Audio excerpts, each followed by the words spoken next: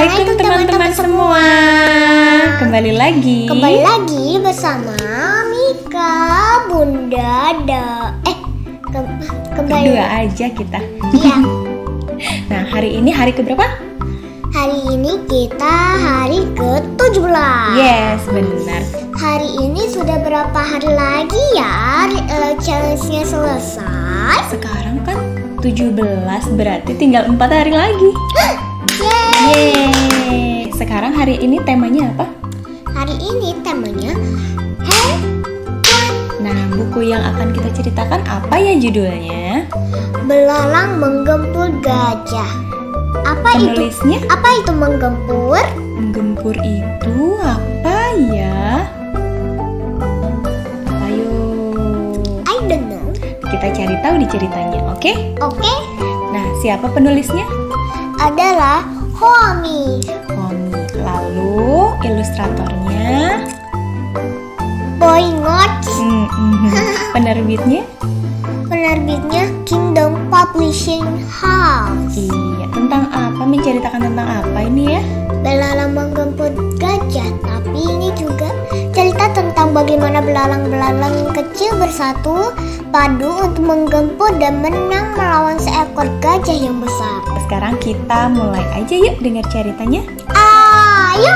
Ini dia belalang menggempur gajah. Dahulu kala, berkat cuaca yang baik, semua orang mendapat panen yang besar. Semua hewan menikmati kehidupan yang nyaman dan bahagia. Dan hewan-hewan kecil hidup damai di padang rumput mereka yang hijau. Ketika tiba-tiba pada suatu hari, apa ini? seekor gajah bengis datang entah dari mana. Seekor gajah kejam datang entah dari mana. Dia mulai menghancurkan desa. Menghancurkan desa. Ngeri sekali. Terus apa yang terjadi?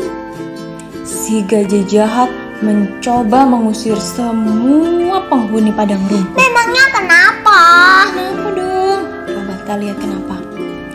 Karena terlalu takut pada si gajah jahat, hewan-hewan kecil tidak bisa keluar mencari makanan hingga dia tertidur. Kasihan ya, mau makannya jadi susah.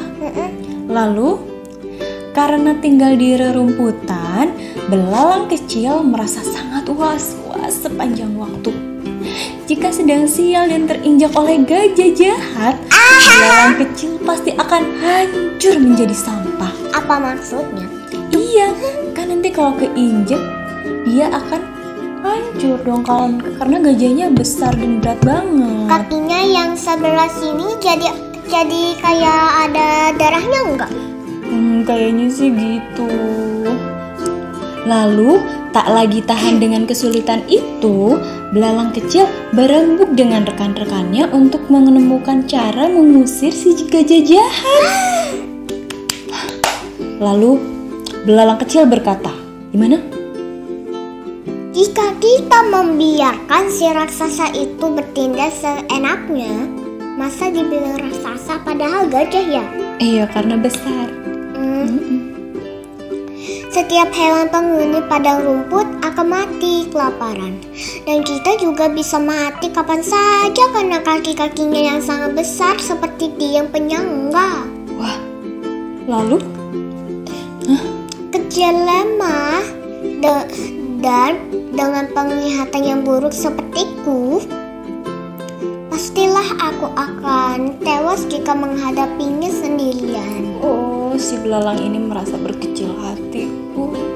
Dia merasa sedih ya, sedang merasa kecil. Lalu dia bilang apa? Tapi jika kita semua menghadapinya bersama-sama, kita lihat saja apakah dia masih bisa mengatasinya. Lalu mendengar perkataan belalang kecil, semua rekan-rekannya mengangguk setuju. Mereka menyebar, mengumpulkan lebih banyak teman untuk bersatu dan mengusir si gajah jahat. Kemudian, kawanan belalang berkerumun di atas padang rumput. mereka secara serentak menerjang si gajah jahat.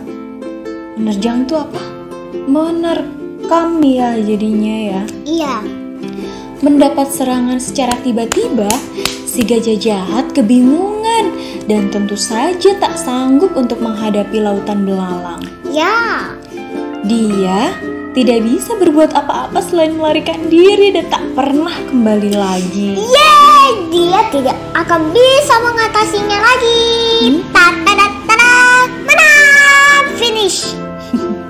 Lalu, berkat kekuatan persatuan mereka, belalang yang kecil dan lemah menang atas gajah jahat yang besar itu. Penghuni padang rumput bersorak riang. Bagus sekali, belalang menggempur gajah.